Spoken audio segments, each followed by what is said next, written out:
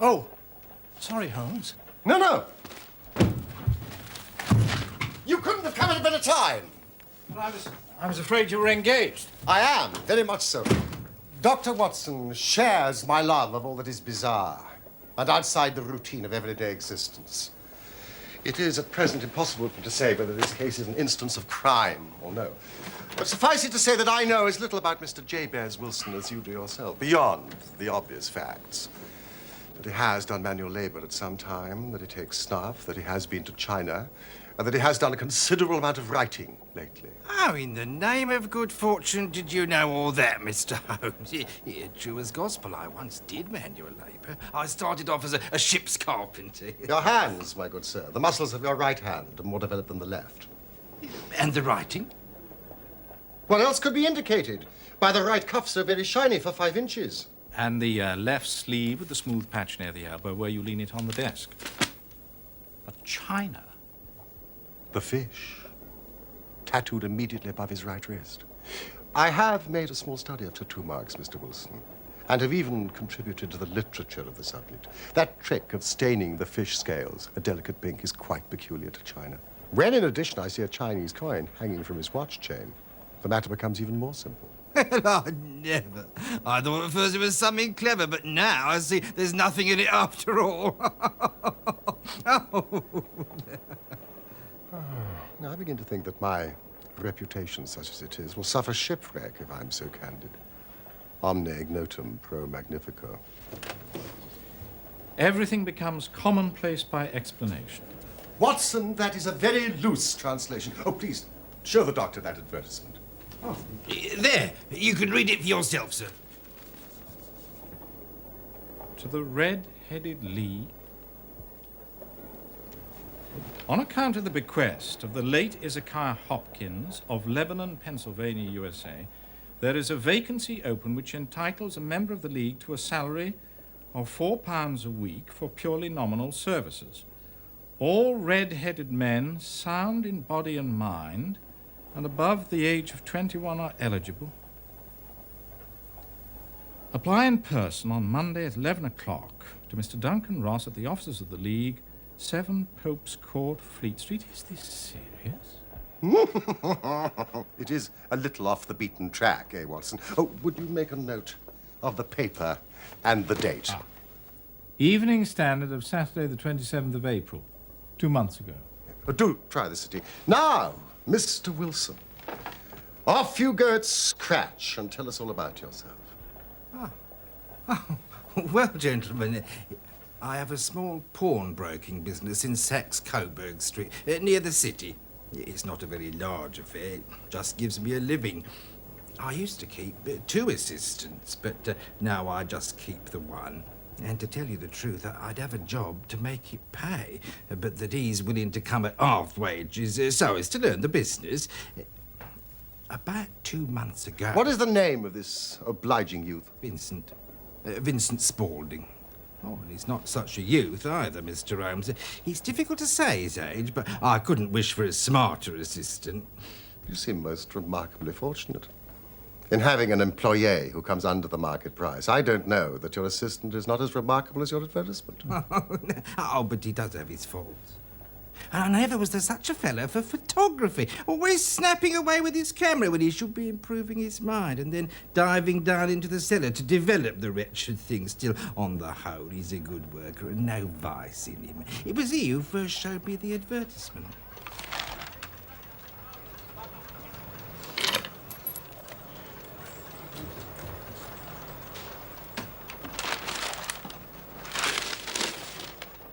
I wish to the Lord I was a red-headed man, Mr. Wilson.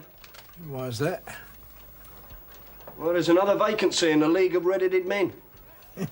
I've never heard of it. Well, I'd wonder at that. You being so eligible yourself. Nice money, too. A couple of $100 a year. And the work's slight. There'd be thousands of red-headed men apply. Oh, well, I doubt that, sir. What, not with such a fine, fiery colour as you are blessed with, Mr. Wilson? But then I suppose it's hardly worth your while to put yourself out of the way for the sake of a few £100. Yes, sir.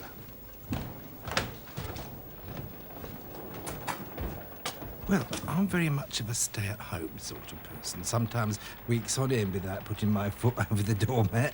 But this, it looked interesting. I was intrigued.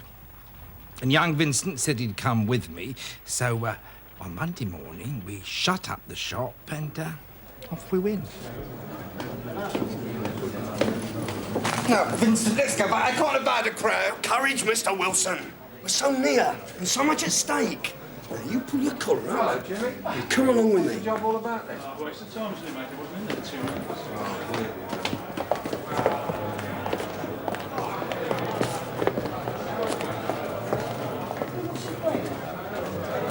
Here's 10 o'clock this morning, mate. Oi! Oi! Oi!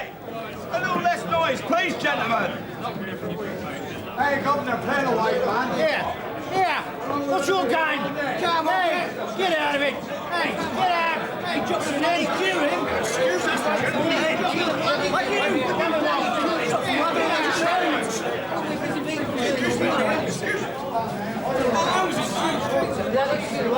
Right, off you go. You're next. Get in. Wait, where are you going? Straight this way out. Come on. This is Mr. Wilson. Right, in you go, Mr. Wilson. Good night, sir.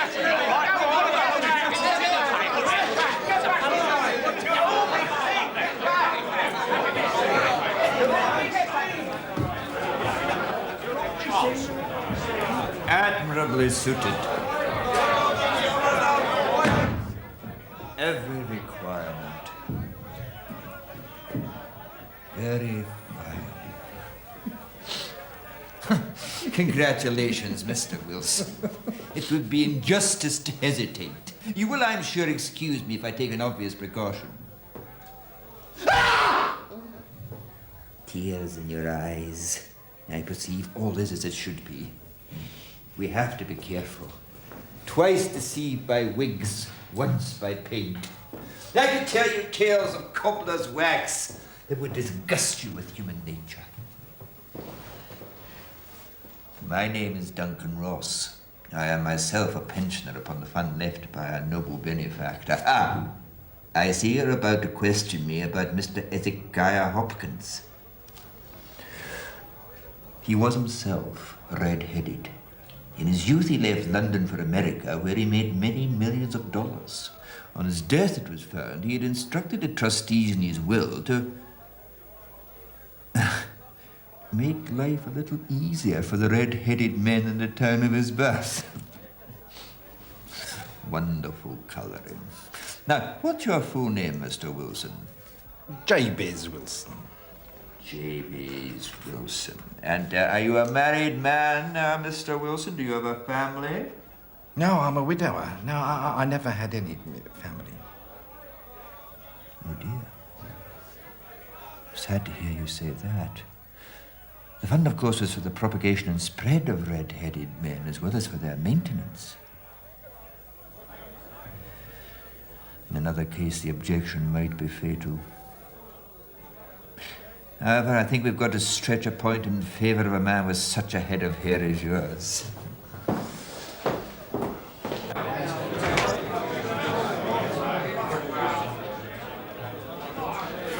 The vacancy has been filled.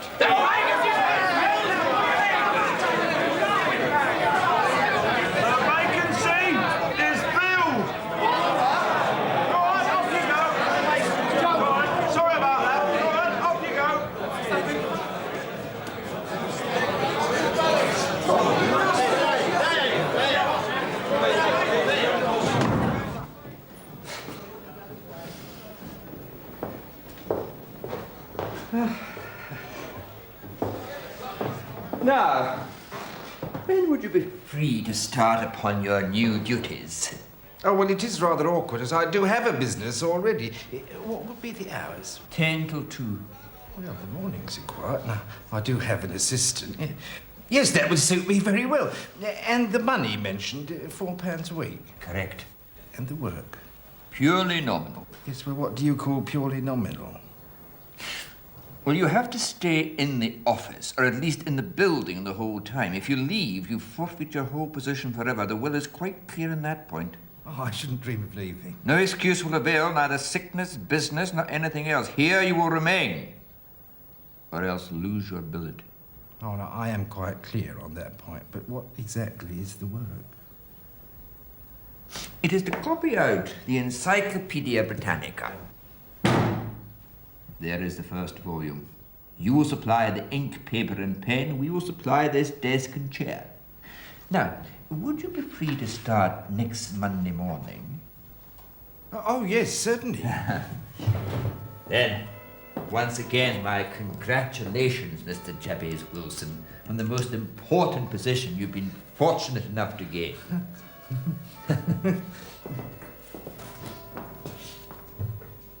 Wonderful head of hair. Goodbye, Mr. Wilson. Well done, Mr. Wilson. Well done indeed. This is the quickest way out, sir. Oh, this way. Congratulations.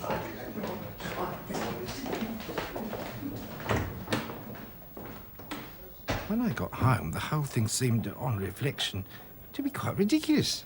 Quite. Who would make such an extraordinary will? Not a very generous millionaire to make you buy your own pen, ink, and paper. Well, exactly, Mr. Holmes. I soon persuaded myself it was some great hoax or fraud. Then when Monday morning came along, it did seem stupid to turn down a good job, so, off I went and bought a penny bottle of ink and a pen and 7 sheets of foolscap paper, and, I set off for Pope's Court.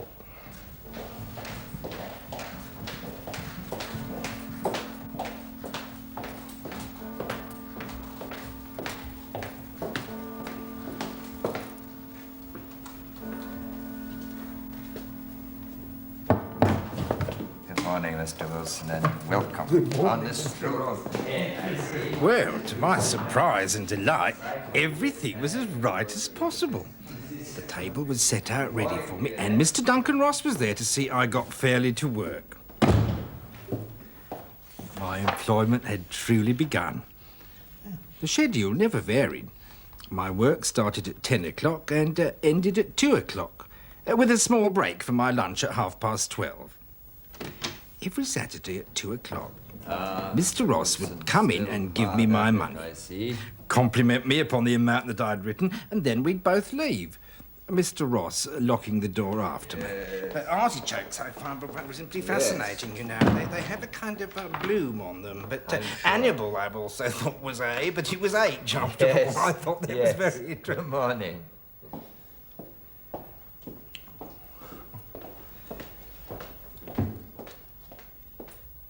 Oh, the work was very interesting. Abacus, abbey, architecture, Acts of the Apostles, adulteration, anatomy, apes,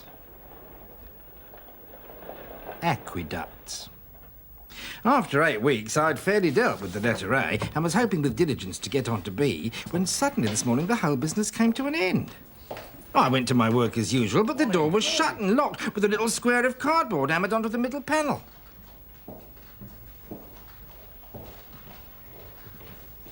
Oh, excuse me. Have you seen Mr. Duncan Ross this morning? Ross? Never heard of a gentleman of that name, sir. And my memory's good. It's very good. It's infallible for names. Ah, the gentleman at number 7. Ah, the gentleman who is red-headed. Yes. Yes. Gone. Gone?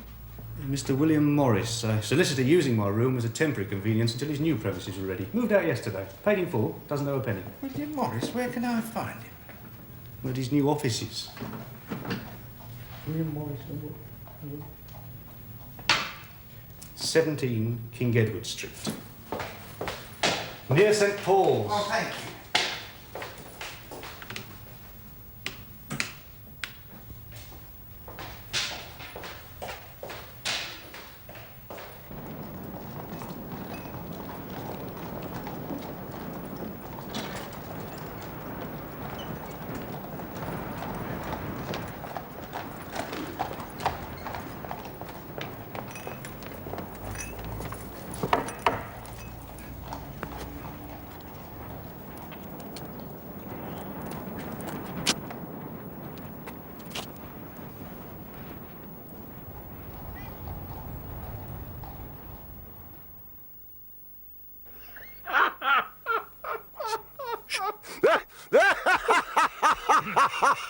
I don't see there's anything very funny about it. If all you can do is laugh at me, well, I can go elsewhere. No, Mr. Wilson, please sit down. I wouldn't miss this case for the world. It is most refreshingly unusual. I was so incensed at the fraudulent deceit that I came straight to you, sir. Having heard of your great reputation for helping poor people in distress. Oh, Mr. Wilson, forgive me. You know, Mr. Wilson, I really don't think that you've got any great grievance against this extraordinary league. On the contrary, you've been very well paid, to say nothing of the detailed knowledge which you've acquired on every subject under the letter A.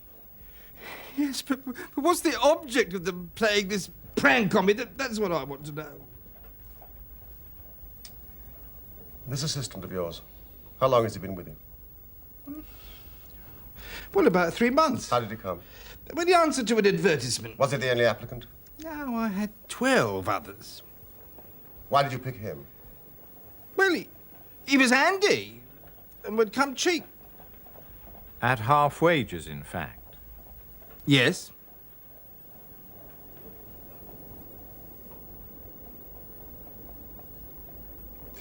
What's he like?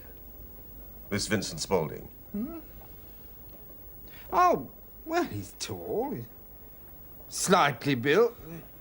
He's very quick in his ways. He's got no hair on his face. He's got a white splash of acid on his forehead.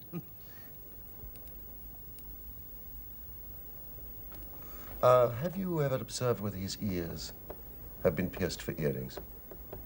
Yes.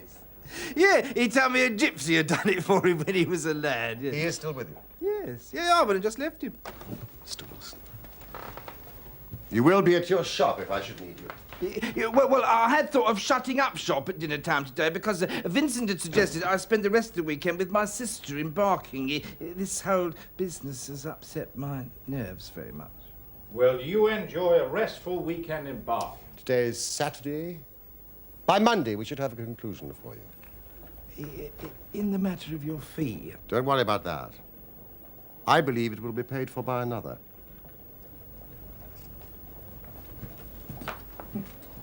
Good day to you, Mr. Wilson.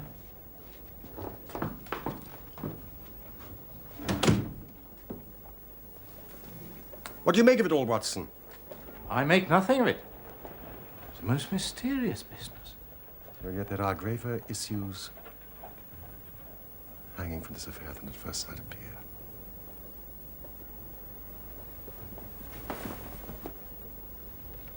What are you going to do? To smoke. It is quite a three-pipe problem, and I beg that you won't speak to me for 50 minutes.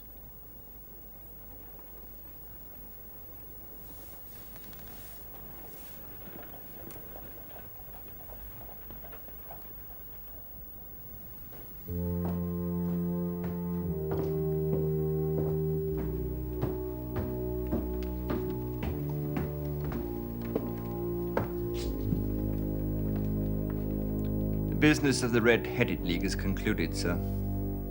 Satisfactorily, I trust. Most satisfactorily, Professor. I am pleased to report. Good.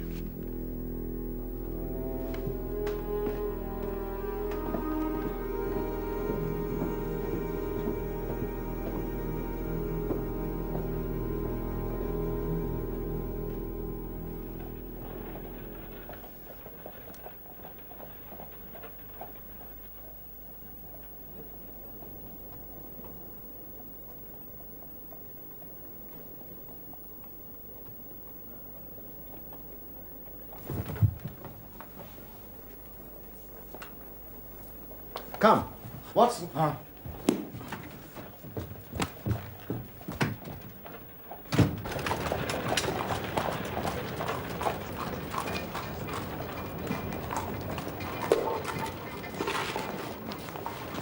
Excuse me. Can you tell me the way to the Strand from here? Third right, fourth left. Thank you. Holmes? Holmes, I could have told you that. No doubt, Watson. What is it? And why did you beat the pavement with your stick? Watson, we are spies in an enemy's territory.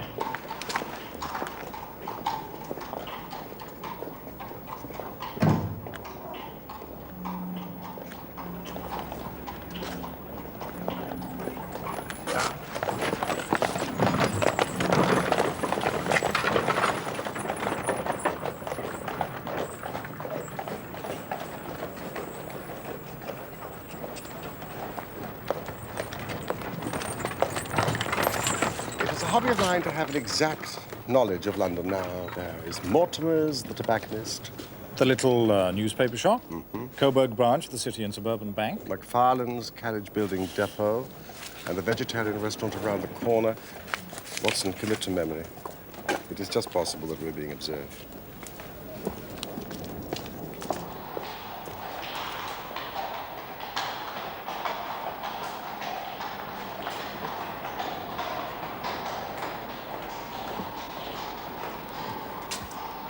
A considerable crime is in contemplation. Today, being Saturday, somewhat complicates matters. But now, Doctor, our work is done. It is time we had some play. Sarasate is playing at the St. James's Hall this afternoon. A sandwich and a cup of coffee. And then off to Violin Land, where all is sweetness, delicacy, and harmony. And no red-headed clients to vex us with their conundrums.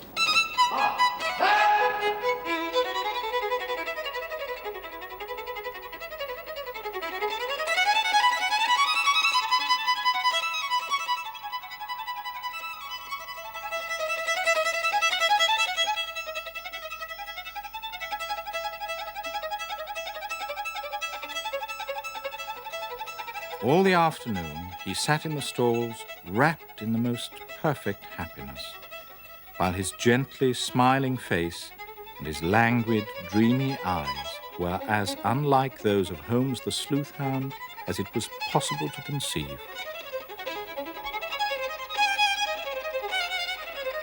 When I saw him, so enwrapped in the music, I felt that an evil time might be coming upon those whom he had set himself to hunt down.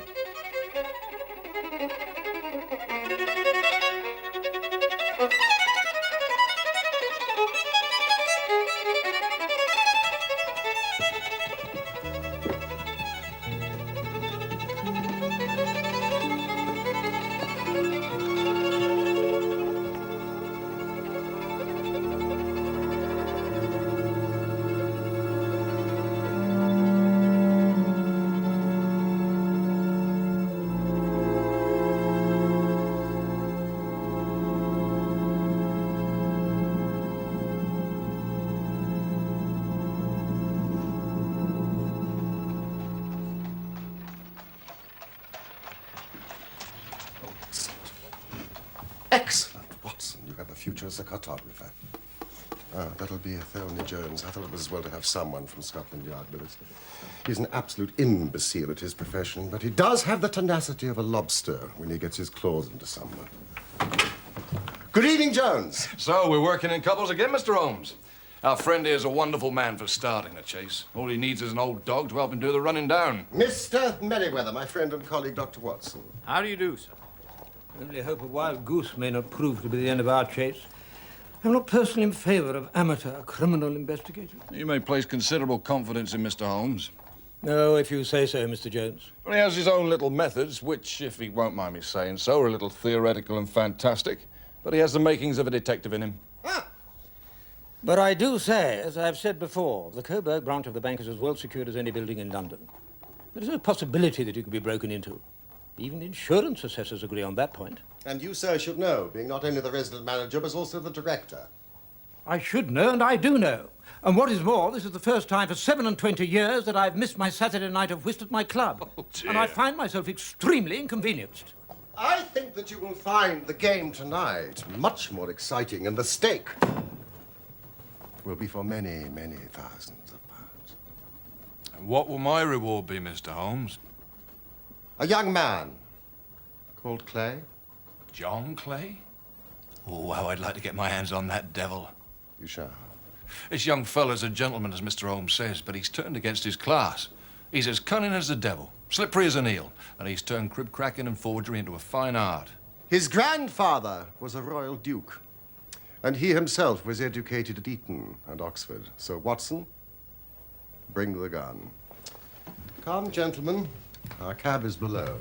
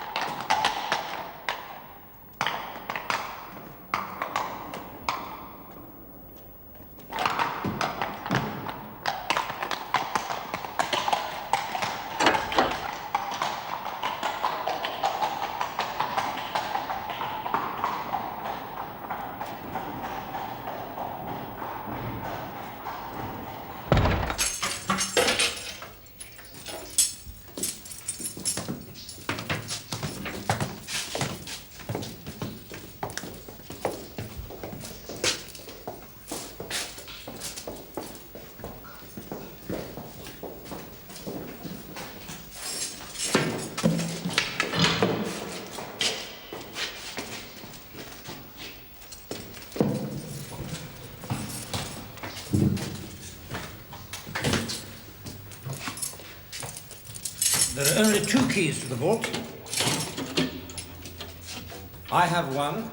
The chairman holds the other in his personal safe.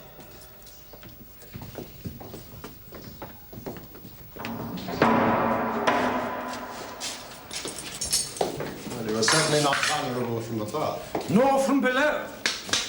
Very well, may I ask you to be a little more quiet?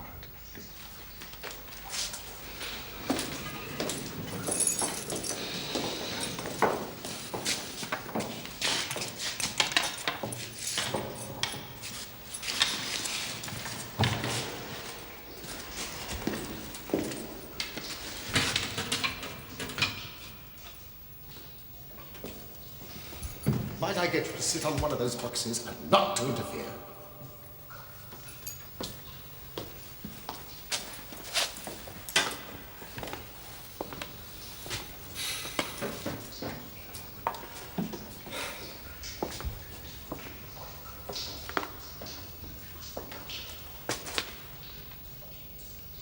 There is no way in which a thief could break into this bank.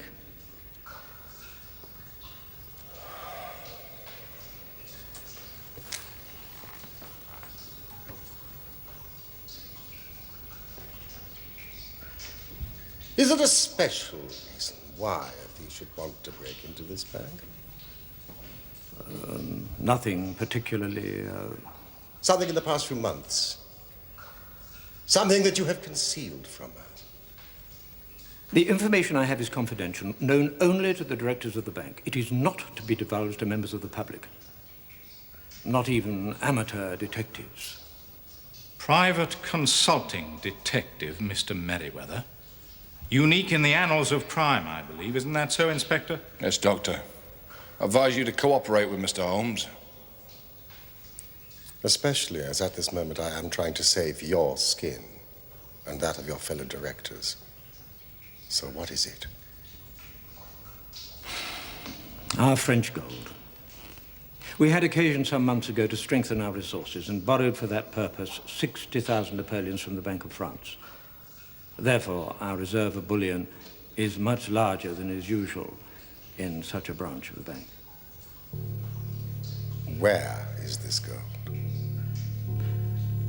The crates upon which Dr. Watson sits contain 30,000 napoleons wrapped between layers of lead foil. May we see it?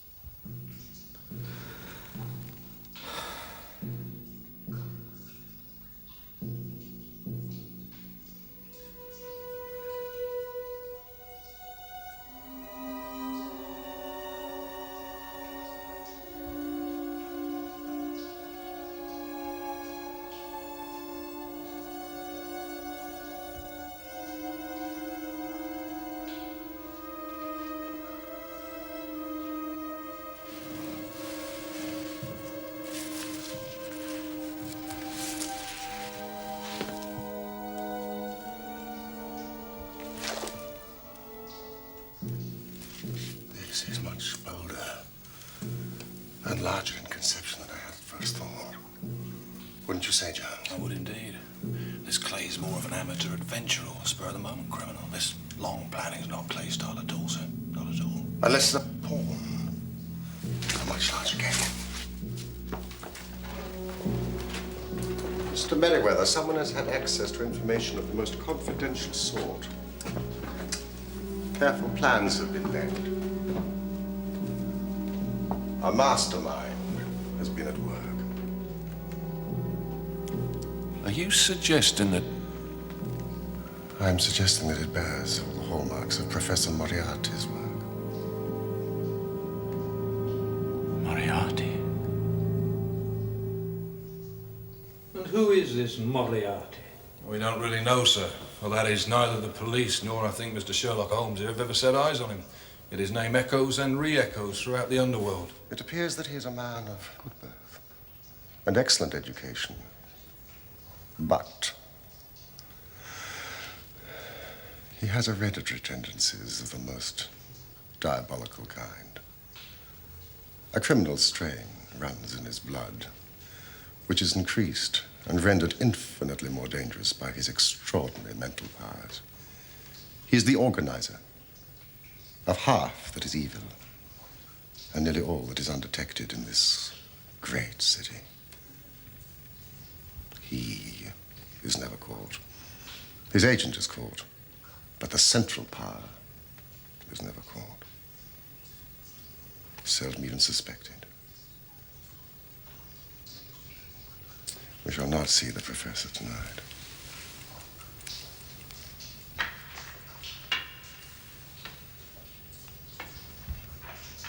The only way for tonight's enemy to escape is through the pawnbrokers. There's already an inspector and a constable at the doors.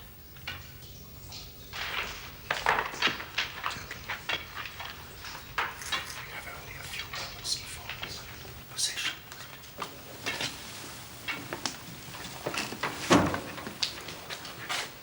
Would you be so kind as to put out this lamp? And sit in the dark? I'm afraid so. We cannot risk the presence of light.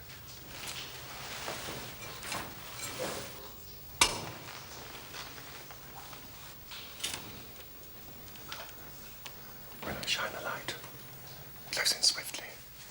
If they fire, I have no compunction about shooting them down.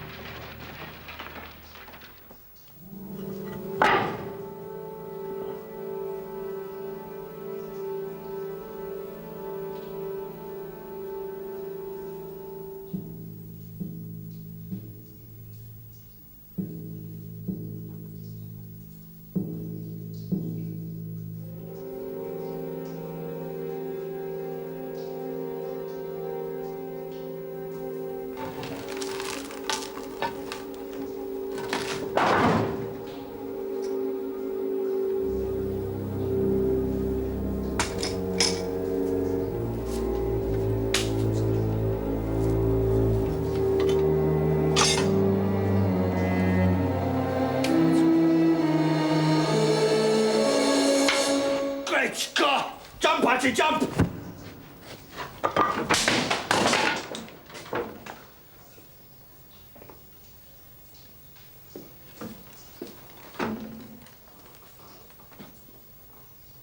It's no good, John Clay. You have no chance at all.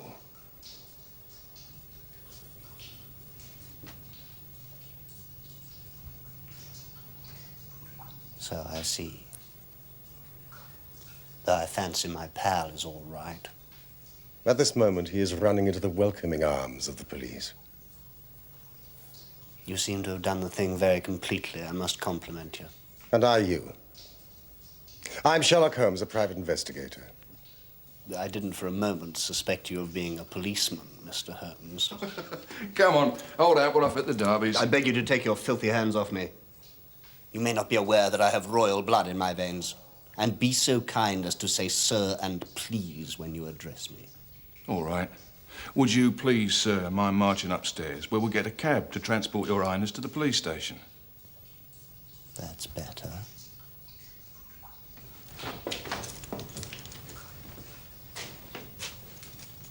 Gentlemen.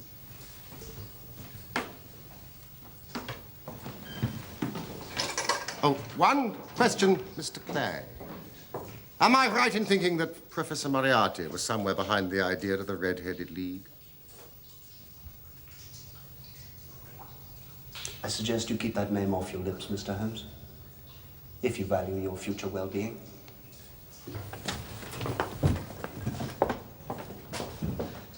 Really, gentlemen, I don't know what to say. Please forgive me, Mr. Holmes, for ever doubting your outstanding, your brilliant qualities. There is no doubt you have detected and defeated in the most complete manner one of the boldest attempts at bank robbery that has ever come within my experience. Mr. Merriweather, I have been at some small expense over this matter, which I shall expect the bank to refund. Of course. Of course.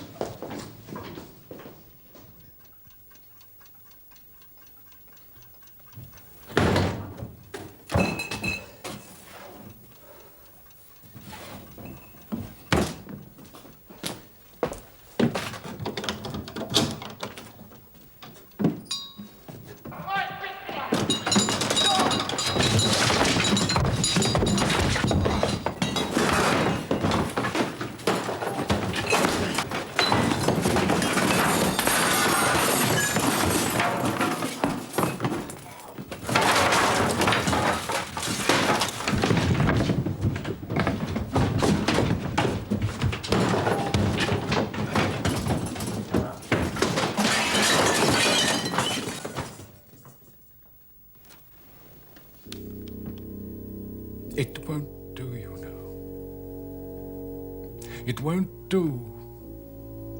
No, Professor. I'm sorry we failed you. Sherlock Holmes. Holmes is a mere amateur in the field of detection. Still, he seems a clever man. Or a lucky one. And he has a positive talent for getting in my way. Should he be removed? It may be necessary. It would be disappointing. I find him interesting. I believe this is the third time he has incommoded me. If this continues, then certainly something will have to be done to encourage Mr. Holmes either to withdraw or stand clear.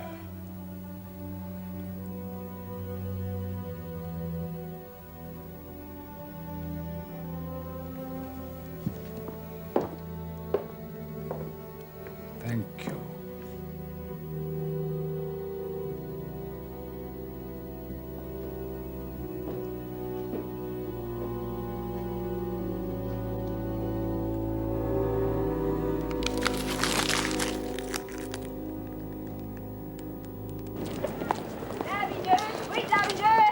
Morning, Constable.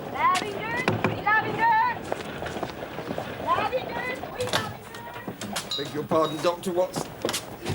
This has all been too much for me. My clients respect me as a man of confidence, but where's the confidence left here? I'm utterly ruined. Oh, cheer up, Mr. Wilson. You'll feel better when you've cleared up the mess. Well, that's all very well. And Mr. Holmes asked me to give you this. 50 sovereigns, with the compliments of the City and Suburban Bank.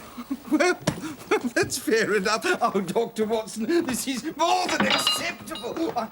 And my compliments to Mr. Sherlock Holmes. And he sends the same to you, Mr. Wilson. And a word of advice. Next time you engage an assistant, pay him the proper wage. Good day to you.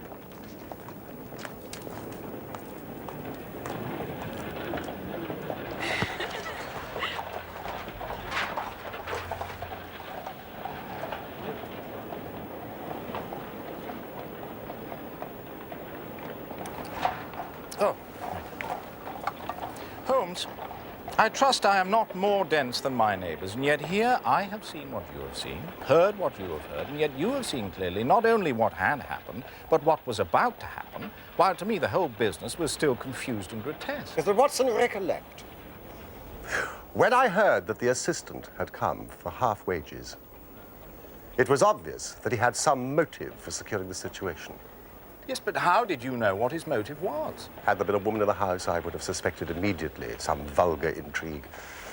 But when I heard from Mr. Wilson about the acid stain and the pierced ears, I knew that Vincent Spaulding and John Clay were the same person. But why was Clay there? The photography gave you the clue. Exactly. The cellar. He was working on something in the cellar. Something which took many hours a day. For 2 months on end, he was tunneling. But where to? When I tapped my stick on the pavement in the street that day, I was ascertaining whether the tunnel stretched in front or behind the building. It was in front, towards the bank. Could you tell me the way to the Strand from here? I recognized Clay immediately and delayed him to have time to examine his knees. They spoke clearly of many hours of tunneling, no doubt linking up with the maze of sewers beneath Saxe-Coburg Square.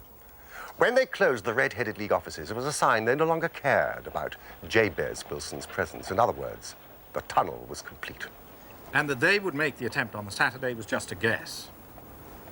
Wilson, you disappoint me. I never guess. Saturday is an excellent night for stealing bullion. It gives you a full day to escape. Thank you, gentlemen. Thank you. Oh, you've reasoned it out beautifully, Holmes. It's so long a chain, and yet every link rings true. It saved me from ennui. You know, sometimes I think that my whole life is spent in one long effort to escape from the commonplaces of existence. No. You are a benefactor of the race, Holmes. Well, maybe it is of some little use after all. L'homme c'est rien, l'œuvre c'est tout, as Gustave Flaubert wrote to George Sand.